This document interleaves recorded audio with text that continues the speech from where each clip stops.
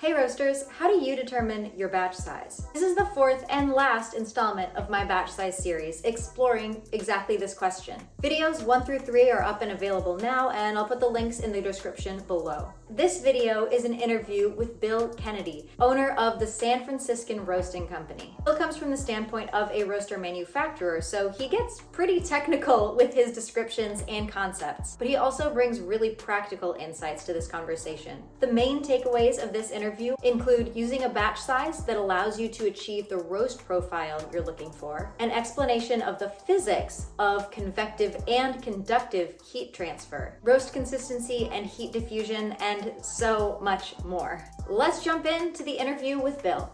Batch size, if you'd introduce yourself. Yeah, I'm Bill Kennedy. I'm the owner of the San Franciscan Roasting Company. I've 2008, so I guess we're going on 15 years this year. So anyway, though, but yeah, we manufacture the San Franciscan roaster. And fire away, Kat. Yeah, well, thank you very much for joining me for this conversation. And first question, as a manufacturer, do you have recommended batch sizes or recommendations on a range of sizes for your machines? I think a lot of people like to know, I guess one of the biggest questions, what's the smallest batch I can roast, or what's the largest batch I can roast, or does your roaster really roast 25 pounds or whatever the stated batch size is? And so I'll just kind of start there. When it comes to the smallest batch size, if you want your instrumentation to work, your sensors, your probes that are going to tell you what the bean temperature is, I like to recommend starting with a half batch, and then just go from there, basically. At that point, it's going to take a little bit of practice, a little bit of trial and error. I have people that do as small as a third of a batch. Some people claim to do a quarter batch, but at some point, your air temperature is going to start affecting your bean temperature, because your bean temperature probes aren't going to be fully immersed in a dense mass of beans. And so you have to do a little mental interpolation to kind of compensate for those factors. But yeah, then go into full batch size. A lot of that, when you're looking to go to full batch capacity, you're going to have to start looking at the profile that you're going to want to do. If you're going to do some of these S curves, which have some pretty fantastic results, and some let's just say a little bit more wild approaches with your profile and your development, at some point, yeah, you're going to have a little bit of an understanding of physics and the heat absorption and the density of your bean and so on. So yeah, you're going to start looking at, say, 70%, 80%, 100%. And then again, depending on the energy or what you want to do, even up to 110% of your capacity. So that's again, it's going to be very kind of subjective, but based on the cupping results of the coffee that you are roasting and what sort of an outcome you're looking for. If people like to have these, okay, give me this hard and fast rule. Okay, give me this recipe, and then I can put it in the computer and push a button and boom. And it's like, well, at least with our roasters, we're definitely much more of an artisanal approach. It's like the potter throwing down a slab of clay, and you get on there and you start turning that wheel. It's not going to be a recipe. It's going to be up to the artist and what sort of outcome that you're going to have. And you're going to have a couple of floppy pots, I guess, to begin with, until you get the feel of it. And really, there's a lot to that intuitive human interactive, at least with our brand. You'll have all the data coming in, but back to the batch size. Yeah, that's it. Sorry, I can't give you just a quick note but then where's the fun of it, right? I mean, that's roasting. There is no just one and done answer. So yeah. You mentioned roasting up to 110% of the like batch capacity or roaster capacity. Have you seen people do that successfully? And are there like tips to push that on your machines? So I've never seen anybody do that on anybody else's machine except one of our, we have a 5 kilo roaster that I designed a few years ago, and I gave it a lot of energy. To use a metaphor, a car metaphor, it is a 1967 Ford Cobra Jet with the Ford 27. That thing will take off, and yes, and it'll go fast. And here's the thing about it: a lot of manufacturers don't like to do that, but I also know when it comes to applying heat during the roast process at exactly the point that you want to do it, and you want to play with the soak, you just really want to kind of massage those S curves, but you don't want to lose the inertia or be able to ramp back up again. So I designed it so that it would do that. And so our little 5 kilo roaster will do that, and it'll do it really well. And so yes, you can, if you're just doing more of a kind of a general roast for a coffee that you're going to use as a blender or whatever like that. It doesn't need anything more than just a nice steady roast curve to get the development that you want on it, and to do it every single time. You can roast 110% of the batch size on there. Wow. But that's, again, it's kind of the privilege of being me. I can do that. The one who's designing the machines. Yeah, it's like, I'm gonna do this, and so I did, and I really like that little guy. And but that is the one that we do that with, and the other roasters are a little bit more traditional, where you're doing 80 to 100% batch sizes, depending on the profile that you and the development that you want in your bean, the density of the bean, the altitude that you're roasting at. All those little factors pop in. How does the density or moisture or like processing method affect the batch size that you would recommend using? I probably won't go into the processing method as much, because I don't think your honeys and naturals, they're gonna have that little outer layer of those fruit sugars and so on like that. When it comes to batch size, I don't know that the batch size affects that so much, at least not on our machine. Other the bean density goes to physics, okay, and you're looking at the transfer of heat into the bean and the different types of methods that you could do. I want to talk a little bit about heat transfer, because a lot of people, when it comes to conductive versus convective heat, if you wave your hands like this in the air, and you can feel the temperature of the air and so on. But I'm looking on my desk here if I got a little I have a little placeholder on my, okay, it's metal, and you hold it in your hand, and oh, that feels cool. That's but the thing is that this piece of metal is the same temperature as the air, which is the same temperature as any other thing on your desk. I got a little tea box here, and you hold on to it, and it's wood. It doesn't have the same cool feel to it, but they're all the same temperature, and what you're experiencing is heat transfer at different rates, and the conductive heat transfer is so much faster. What's happening when you hold this piece of metal in your hand is that this metal is absorbing the heat from your body so much more quickly, and so it feels really cool, because it's sucking the heat out really quickly, and that's what the walls of the drum with the conductive heat transfer happens. And less, versus the convective. Now, convective heat transfer can happen really fast, but it just doesn't. Air doesn't have as much mass. It doesn't transfer the heat quite like the conductive does. That's why you won't get, let's say, burning or scorching. You can, but it's easier with a convective heat transfer. So you always get a beautiful even roast, generally speaking.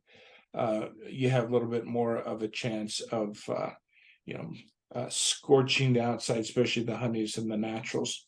But on the other hand, in my opinion, when practicing, you apply conductive heat transfer right, you can really lock in some excellent sweetness, and you can make some of those unique flavor notes much more poignant when you're able to do that with that. So with batch size, you have to keep in mind what your conductive heat transfer is going to be doing. And if you have a small batch size, again, physics, the heat transfer is going to happen so much more quickly. If you have a primarily convective heat transfer, it's easier to control because you have a really, the temperature of the air is so, can be more rapidly controlled and so on, because again, less mass, more easily controlled, but it doesn't have the same type of heat transfer characteristics as conductive heat transfer. The conductive heat transfer, you put in a very small mass of beans into a drum. Even if the drum's just the right temperature, those beans are going to absorb that heat so much faster if you have a quarter batch than if you have 2/3 or a full batch. And it's going to, you have to keep that in mind. And then you're going to have to experience with your machine what's happening with the type of coffee. So there's going to be some, you're going to have a general mindset when you approach a roast like that of how much heat you're going to apply, what your gas setting is going to be, and so on. And then you're going to cup it afterwards and say, okay, how did this approach do? You're going to measure the profile and so on. And if your profile goes, then you probably had too much heat and too much heat transfer at that point. And, that is going to go into your French roast, Okay, so anyway, again, I hope I'm not rambling too much. Let's look at just the San Franciscan as a roaster. Kind of a traditional old school roaster that's kind of like the old Probots and things like that, with the exception that we don't use the cast iron at all. We use a mild steel. We use a domestic U.S. mild steel that we know that it has a perfectly even consistency throughout, so that the heat diffusion is perfect. It's like throwing a pebble on a pond, and you have this perfectly even pond, and it makes these beautiful concentric circles, and that's what you want when you're dealing with conductive heat transfer. You don't have hot spots and cold spots. Exactly. And let's just say that there's a lot of dirty steel out in the world, and it's made from primarily recycled ores, or they're just impure practices at the mill. And so it's like taking that same pebble, but in that pond you have sticks, you have lily pads, you have a rock sticking up, and those concentric circles hit those different surfaces. And so the heat transfer, if you will, is more mottled. Okay. And keeping that in mind, I think that's that can affect your roast. I would say that the smaller the batch size is probably where you get more of that negative influence than if you have a larger batch size in those cases. Anyway, back to the even heat diffusion. That's what you really want to get as consistent of a roast with every single bean, that's in there. Yeah. Cool. That's really interesting. I hadn't really like thought of it in those scientific terms. I'm glad that you have. You're the one who's doing the manufacturing then. Well, yeah, again, it comes to physics, and to physics and chemistry. Yeah. You don't have to jump into it too deeply to do that. I won't say that I'm a physicist or a chemist, but I've studied this long enough to like, yeah, those are real things. Mhm. And but I'm a little bit, for me, I mean, we can hook up to our roasters to Cropster, Artisan, whatever. We can have all these data points coming in. Typically, right at this point, we don't, ours aren't push button, let the roaster do the, follow the profile. I had a friend talk about it. I'm a stick and rudder guy. Okay, that to use an airplane. I get my private You want the artisan feel, yeah, the artistic. yes, and I like to feel the roast while I'm roasting. Yeah. And I'm not the guy that I can't stand to walk away. To want to set it and multitask. forget it. Yeah, there's a place for that in the industry, but I'm the guy that just I have to be fully engaged. Yeah, for sure. And I have to feel it. Yeah. Anyway, Yeah. next question. Yeah. What are the benefits as you were talking about heat transfer, and you mentioned sweetness and like evenness of a roast? What are the benefits of like roasting a big batch versus a smaller batch, and then vice versa? What are the benefits of using a smaller batch size versus a big one? That's good. It's going to be a lot more subjective and depend more on your roast. Sure. And you're really going to probably with your individual roaster and in the way your manufacturer designed your roaster to behave. There's going to be a lot of you just kind of have to find out this on your own, and you really want to be able to control your heat and airflow so that you can get the same results smaller versus larger. At some point, if your typical bell curve, you're going to want everything in the middle there, but your heat application will obviously go down when you have a smaller mass of beans in the drum. And what you want to do is manage your heat so that you get the same outcome. At some point, well, I have another friend who typically never roasts more than half a batch on, and it's a 24 kilo roaster, but never exceeded 12 kilos to get the very best results. And then when he was competing, he only did a quarter batch. And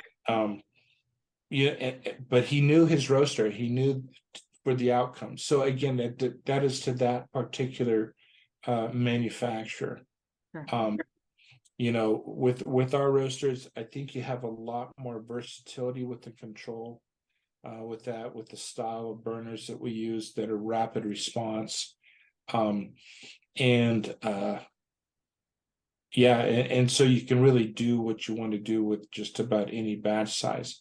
With roasters that are primarily convective, you probably have a little bit more versatility in terms of batch sizes and consistency.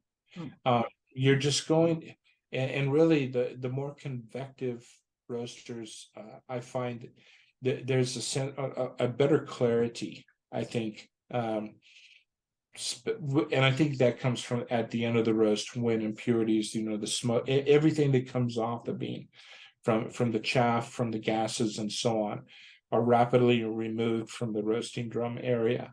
And so they won't have an influence on the bean. And so what you want is a roaster like ours that does both so well with the control of the convective and also the conductive. The risk with the conductive is, yes, if you're not careful, if you don't have the right drum material, or the right thickness of the drum, you could have extremely rapid conductive transfer. And this is where you're going to get your facing on the drum. You're going to scorch, like especially on the honeys and the naturals, you're going to scorch those outside wonderful flavors that you could pull out of a bean, right? And you're going to go from caramelization of those sugars to like rapid carbonization. And yeah, it's French roast, and that's where it goes. Yeah. The learning how to roast with a roaster that has good conductive heat transfer at the right heat transfer rate takes a little bit of practice, but it's it's how you get the Van Gogh versus the third Right. grade crayon Everything drawing all on the takes side time. of a wall. Right, right. It all takes time. It all takes practice. It does. Yeah. Are there any dangers with like overfilling a machine, either like dangers of scorching the beans, as you've mentioned, or like danger of fire or of the machine falling off its axis if you put 150% capacity in or something? Well, I suppose I've never seen any machine get so overfilled, unless someone is intentionally trying to abuse the thing, right? People will you'll try to roast to capacity. What it basically happens is if the machine doesn't have enough energy for the batch size that you've loaded with, you're going to have a 30-minute roast, and it's going to be baked, and you're going to have flat coffee. And as long as the fires are directly related to the temperature of the bean. So if you get to the bean to a combustible temperature, it doesn't matter what the batch size is. But I will say the more fuel you have, the bigger the fire. And so, yeah. But again, those are really, outliers, as far as going way out there. So I wouldn't worry about that too much. If you roast again, overfilling your roaster, I think the biggest thing is you're gonna miss your profiles, and so that's where you have to gauge your machine's heat diffusion capacity, and also take into consideration, there are different tools to measure the density of a bean, and so on, the water capacity, and those are obviously factors because they affect the rate at which the heat is absorbed. You get a softer Brazil, and it's going to absorb heat more quickly, or a decaf, for example, that's probably a great example. It's going to absorb heat a lot more quickly, so you have to just watch it and watch your heat application, because as you know, those beans will run away from you toward the end of the roast, and so For yes, sure. you want to Yeah. avoid it. Yeah, for sure. Are there any resources that you know of for roasters to learn more about heat transfer, the physics of heat absorption, or is this just like a practice, trial and error sort of thing? I honestly, a lot of this stuff is self-taught for me. Me and my ADHD, I don't sit down and read a book. But I'll get it there and I'll fully engage it, and I'll experiment, on a smaller roaster and that kind of stuff, and then transfer what I've learned on a smaller, our liquor profile roaster to the larger roasters. That's probably my best way to learn a bean. Because again, like I said at the beginning of this conversation, it's like everybody wants a nice little box. Give me a box to put my pure, unadulterated 100% success into, and it just doesn't work that way. Yeah, for sure. And so anyway, I would say trial and error. I say embrace the craft, don't be afraid of it, give it the time that it takes, and and love it, and you will. I mean, people in our industry, we're here because we love what we do, right? We just love it. Yeah, very true. And so Great. keep This Is there anything else you'd like to mention about batch sizes or San Franciscan machines before we're done? I would say typically we're able to get a little bit larger batch sizes because of our heat application and approach. And because you have a little bit, we don't use because you have the conductive heat transfer approach. I think you have a little bit more control over just not only the flavor outcomes, but the heat diffusion and how that works. And again, at the beginning, just very generally speaking, the sweetness and the power of the flavor notes come more toward the beginning of the roast, where you have the conductive heat transfer, the clarity, and and how clear those flavor notes come through. You have because of the convective heat transfer toward the end of the roast. And so keeping an eye on both of those factors throughout your roast to the best of your machine's ability to do those things is the best thing. And of course, I am me, so naturally I think our machines do it better than anybody else's. So. Well, and you wouldn't design it that way if you thought otherwise, right? Well, again, that's what that is a unique privilege that I have in the world, that I can build a roaster that I love. Yeah. And it's for me, and I think too is and other people like it too, and as long as other people keep liking it, and so far so good, Awesome. we'll keep building the best roaster in the world. Love it.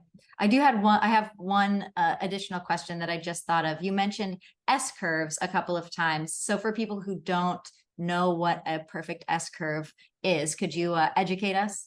Sure. So, if you're looking at a data logging curve and you're basically following the bean temperature, and the S curve is you're going to take your roaster, you're going to transition, you're going to go up, and then you're going to kind of hit that right at the beginning of the Maillard reaction, let's say the 300 degrees ish or so, and then you pull back a lot on the heat. And so the curve is it's going to ramp up, and then it's going to plateau. And the length of this plateau, and I'll say you don't want to dip, but the length of this plateau and how you keep it, and even the altered rate of rise inside that plateau, and then you hold that for a certain length. Now you're losing a lot of energy in your machine while you're doing that. But then if you want to regain that initial rate of rise right after, to capture that and start going up like this, instead of just kind of, and you introduce the energy back into it. Again, primarily, I mean, both your air temperature is going to increase, and the drum heat, the heat transfer through the conductive drum, and you're going to re-engage that. And so you kind of have this little S that's a little bit sideways, but that's what they call it. So what they call it, the soak too, when you just kind of let it, however long you want that to happen. So, but I'll tell you what, they're working with one of my other clients there, and he's saying, "Okay, this is what we did. We're cupping the coffees." And I'm like, dude, how in the world did you get that flavor note out of that coffee? He said, well, I did this approach and this profile. Again, that's some of the exciting things about coffee, and there's so many wonderful ways you can roast it. Yeah. So you introduce heat, cut heat, and then go back up. Yep. Mm-hmm. Cool. Nice. I feel like a lot of people would say that's going to be terrible, but you don't know until you try. I tell you what, there's so many wonderful, coffee is such a marvelously or complex organic. There are so many approaches that are outside of what you hear that you can do, that people do. And they come up with some well, yes, some really awful results. But you land on something that is like, holy cow, I had no idea this coffee could produce this flavor note.